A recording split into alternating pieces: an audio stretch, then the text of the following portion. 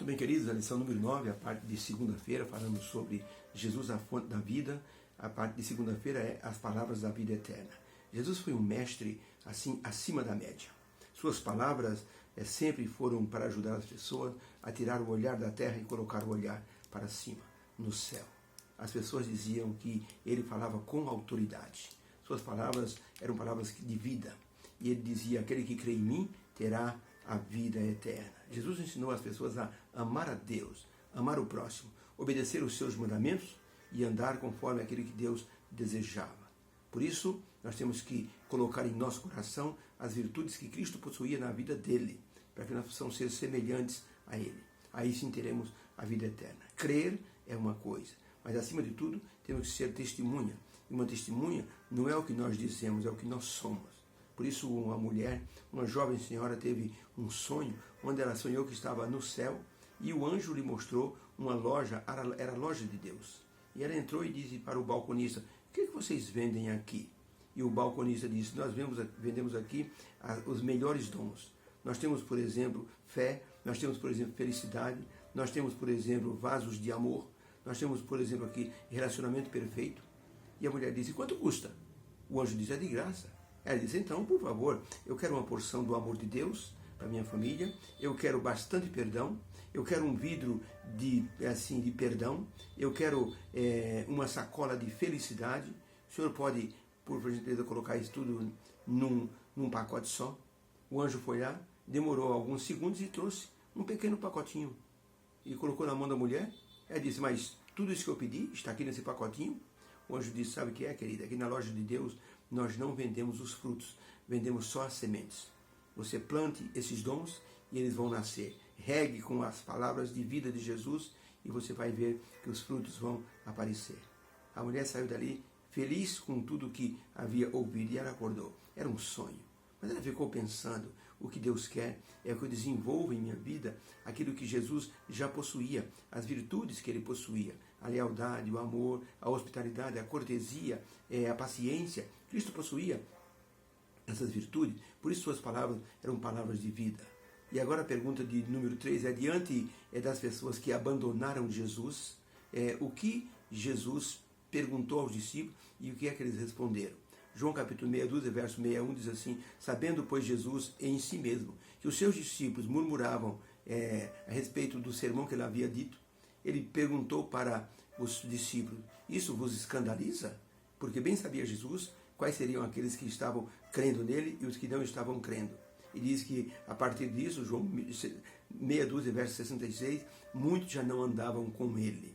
E Cristo perguntou aos 12 discípulos, quereis vós também ir embora? E Pedro, tomando a palavra, disse, Senhor, para quem iremos? Tu tens as palavras da vida eterna. Desde então, muitos discípulos tornaram para trás e já não andavam com ele. Mas os 12 continuaram a andar com Jesus.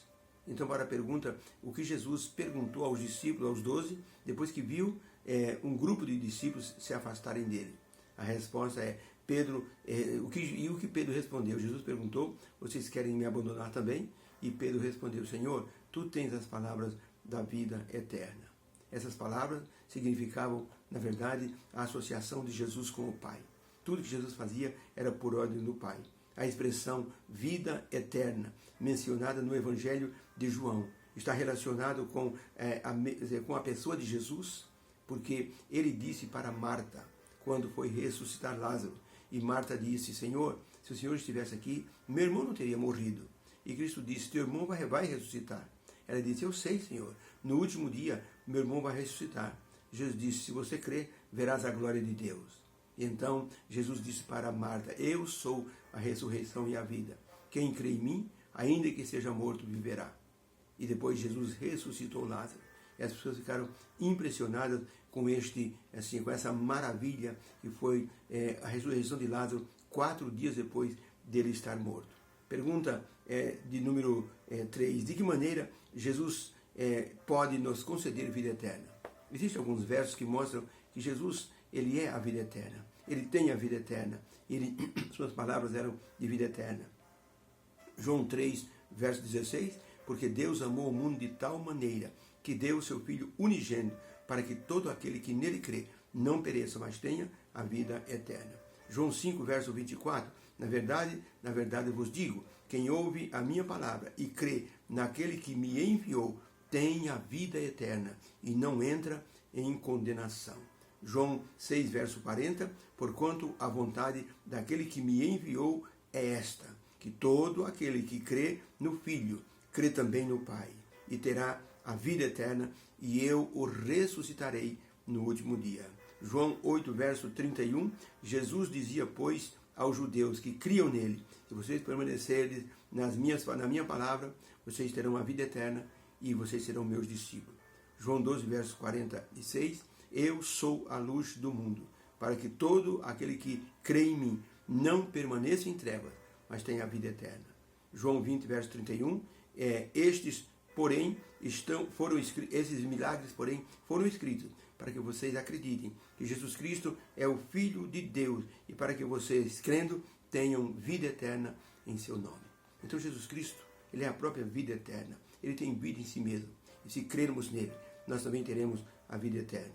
Existe uma importância muito grande em crer em Jesus, entregar a vida a ele, obedecer os mandamentos e ser uma testemunha do seu poder na vida. Por isso Jesus disse, aquele que crê em mim tem a vida eterna e rios fluirão da pessoa que crê em mim. Esse rios fluirão significa o Espírito Santo, ou seja, habita a pessoa e a pessoa então se torna uma bênção para todos com quem ele entra em contato. Deus abençoe. Que Jesus seja a nossa vida eterna. Amém.